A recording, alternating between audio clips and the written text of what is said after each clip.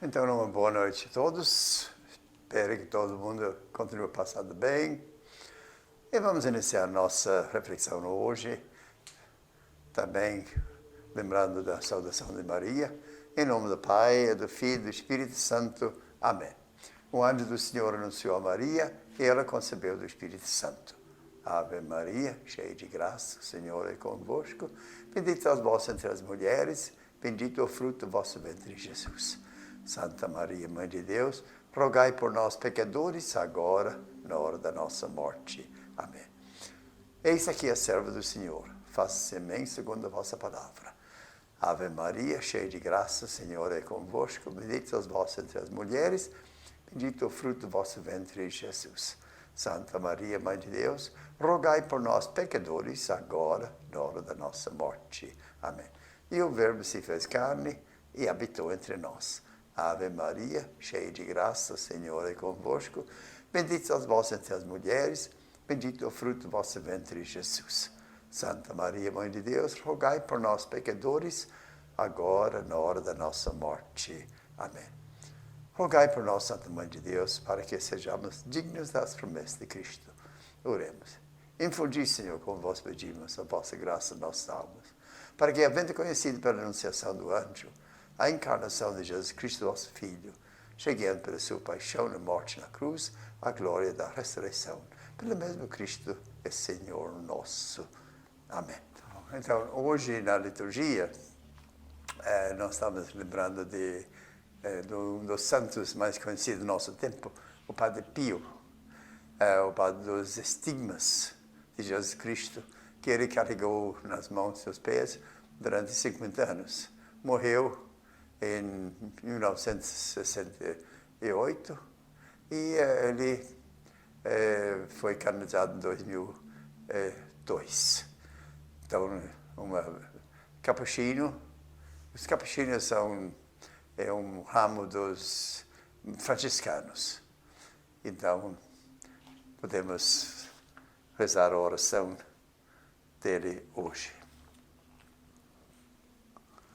Ó Deus, que enriquecestes São Pio com o espírito de verdade e de amor, para apacentar o vosso povo, concedei-nos, celebrando sua festa, seguir sempre mais o seu exemplo, sustentado por sua intercessão. Por nosso Senhor Jesus Cristo, vosso Filho, na unidade do Espírito Santo. Amém. E lembrando que semana passada, esses dias, nós estamos refletindo sobre o Evangelho de São Mateus. Eu pedi a todos primeiro, que cada um deve ter a sua própria Bíblia. A Bíblia que nós devemos usar é esta aqui, a Bíblia pastoral dos paulinos. E também, durante este mês de setembro, ler pelo menos o Evangelho de São Mateus. Vamos refletir um pouquinho mais sobre isso hoje, mas é difícil refletir e entender sem ter lido. A gente precisa ler também o texto, senão nós estamos falando de algo que a gente conhece em geral, mas nada substitui também a leitura do livro inteirinho. Lembrando que semana passada, na nossa reflexão, basicamente sobre o Sermão da Montanha, relembrando que essas 8 bem-aventuranças, esses 8 valores, são os valores essenciais do Evangelho. E são os valores que Jesus veio para nos ensinar e a viver na nossa vida dia a dia. Relembrando, bem-aventurados os pobres no espírito, bem-aventurados os que choram, sofredores, bem-aventurados os mansos, ou, se quiser, humildes, bem-aventurados que têm fome e sede de justiça, bem-aventurados os misericordiosos, bem-aventurados os puros de coração, bem-aventurados que promovem a paz, e, finalmente, bem-aventurados que são perseguidos por causa de justiça. Porque a pessoa que se dedica a viver a justiça na própria vida e também luta para que haja justiça para todo mundo, é alguém que vai sofrer. E nós temos o exemplo disso esses dias, aqui em São Paulo, de perseguição, ameaça de morte contra o padre Júlio Lancelotti, que trabalha com os moradores de rua. Então, se esse não é o Evangelho, então, o que é ser cristão? Ser cristão é se dedicar aos mais pobres, os mais abandonados, os que choram. Então, essas 8 bem-aventuranças são básicos. E a perseguição é ser mal visto, é ser mal tratado, é ser ameaçado até de morte. No final das contas, o próprio Jesus não foi só ameaçado de morte, mas ele foi morto, foi crucificado. Então, na história do Evangelho, é isso. E hoje nós continuamos a nossa reflexão a partir do capítulo 8 e 9 em diante de São Mateus. E nesta parte, esta parte agora, Mateus, ele está tratando dos milagres de Jesus.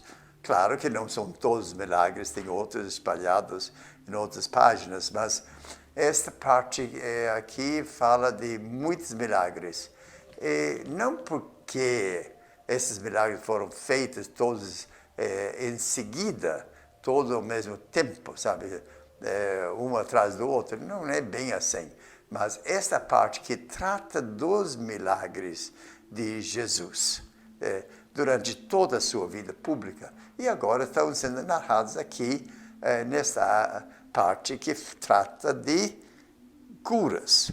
Ele começa no capítulo 8, a cura do leproso, o leproso que é talvez a doença mais temida na antiguidade, porque a lepra não era só uma doença, mas era uma doença terrível, porque afastou a pessoa da convivência da família e de toda a sociedade. Eles tinham que viver à parte. Tá? Por isso que no Evangelho, quase sempre o leproso é alguém que grita de longe, porque não pode chegar perto. Nós temos a cura do criado, do servo do centurião, depois a cura da sogra de São Pedro. Você sabe que São Pedro era casado. E a esposa dele também acompanhou ele nas viagens missionárias com Jesus. Isso já sabe das cartas de São Paulo. Depois nós temos a tempestade acalmada, os endemoniados expulsos, a cura de um paralítico. E em seguida uma coisa que parece toda estranha, a chamada de Mateus. Mateus que escreveu este evangelho. Mateus que se chamava de Levi. E ele era coletor de impostos. Então, uma pessoa mal vista pela sociedade, odiada pelo povo, tida como pecador, não podia nem entrar no templo, nem na sinagoga, o povo não podia ter contato social com eles. E Jesus não só conversou com ele, mas foi comer na casa dele. E isso também deu outro problema. Ele foi condenado por ter não só entrado na casa de um pecador, mas também comia com pecadores, outros coletores de impostos, e prostitutas, e gente que não foi aceita pela sociedade. E foi assim que Jesus disse: o doente que precisa do médico, não quem está bom de saúde. Ele vem para chamar os pecadores, não os justos. Não os justos. Os justos não precisam, mas os pecadores sim. Então, por que então a chamada de Mateus está colocado no meio desses milagres? Porque também é uma cura, é um milagre. A mudança de vida, ele deixou aquela vida, abandonou tudo aquilo e ele vai seguir Jesus. E mais tarde, ele vai fazer parte dos 12 apóstolos. E também vai escrever o Evangelho. Então, em seguida, tem uma parte sobre o jejum. Por quê? Porque Jesus comia com essas pessoas. O primeiro milagre foi na festa de Canaã, na Galileia. Então, ele foi acusado, até foi chamado de comilão e beberrão. Olha, só porque ele convivia com o povo. O povo é simples, sabe? Ia nas suas festas de casamento, jantares, coisas assim. Tantas vezes Jesus se encontra, sabe, comendo na casa de uma outra pessoa, tá bom? Então, ele fala de jejum. Mas, como eu disse, jejum tem que ser de coração, não pode ser uma coisa só o ritual. Depois, continua com a cura da mulher, a cura dos 2 cegos, e assim por diante. E no capítulo 10, então, talvez pegando o ganchinho da chamada de Mateus, ele, no capítulo 10, fala da chamada dos 12 apóstolos. Então, Jesus não só chamou Mateus, ele chamou Mateus, mas ele tinha chamado Pedro, Tiago, João, André, bem antes. Aliás, o Mateus foi um dos últimos. Bom, certamente não foi um dos primeiros, porque eles estavam andando por aí por muito tempo, quando o Mateus foi chamado. Então, ele dá o nome dos 12 apóstolos. Essa é uma equipezinha que Jesus está formando, é uma liderança que ele vai treinar, vão fazer estágios. Agora, hoje mesmo, então, neste capítulo 12, ele manda eles fazer um estágio. Ele manda eles de 2 em 2, pregando, basicamente, ele disse, anunciem que o reino dos céus está próximo. E ele também orienta sobre como que eles devem fazer isso. Primeiro, eles devem ir de 2 em 2, para um dar um pouquinho mais suporte, coragem um para o outro. Também de não levar sacola, nem roupa a mais, nem muita bagagem. Recebeu de graça, deve também partilhar tudo isso de graça. E também que eles vão encontrar resistência. Ele disse assim, eu estou mandando vocês como ovelhas no meio de lobos. Vai ter, nem todo mundo vai receber bem. Se uma cidade, uma pessoa não recebe vocês bem, então deixa aquele lugar, vai embora, vai para outro lugar. Não fique brigando aí, não fique brigando, mas vai parte para levar essa mensagem para quem aceita. E depois ele fala do compromisso da missão, que eles vão sofrer muito, mas tudo isso Deus está acompanhando, ele está vendo tudo isso às claras. Então, depois desta parte sobre as curas, então, tem outra parte que fala dos, capítulo 13, fala das parábolas. É a mesma coisa. Não é que Jesus fez todas as parábolas, também não temos todas as parábolas que Jesus usou. Parábolas são historinhas, parábolas são metáforas para ensinar o povo, uma técnica pedagógica. Então, nós temos no capítulo 13 de São Mateus muitas parábolas. A parábola do semeador, a parábola do joio, parábolas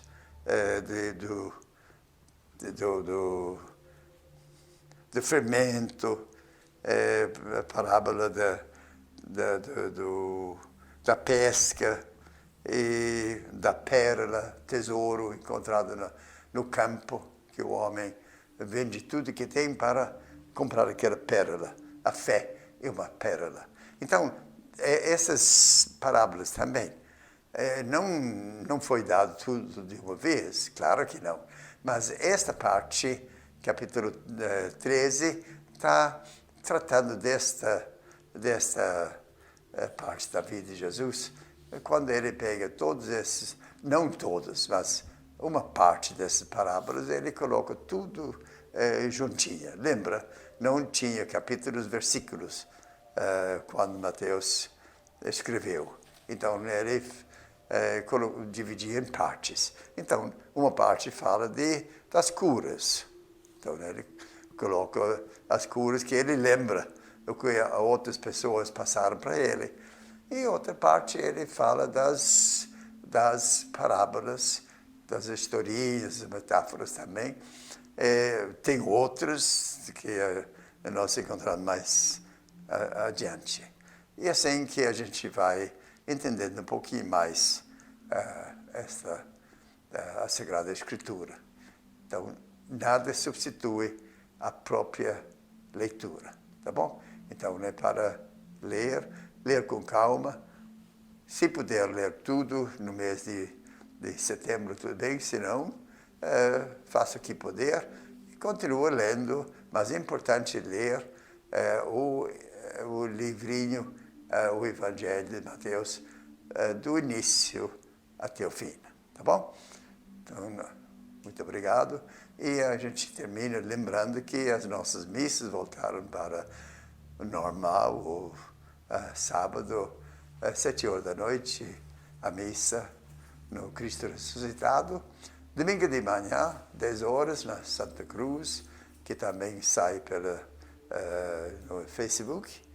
E também, domingo à noite, também nós temos a missa no Cristo Ressuscitado. Também.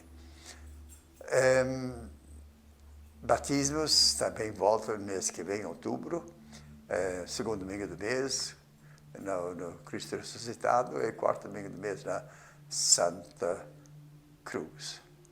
E o resto, aos poucos, a gente vai reintegrando. Senhor, quase esqueci. No primeiro domingo, dia 4 de outubro, nós iniciamos este ano, com bastante atraso, a catequese dos adultos. Preparação para primeira comunhão, preparação para batismo, crisma, primeira comunhão também.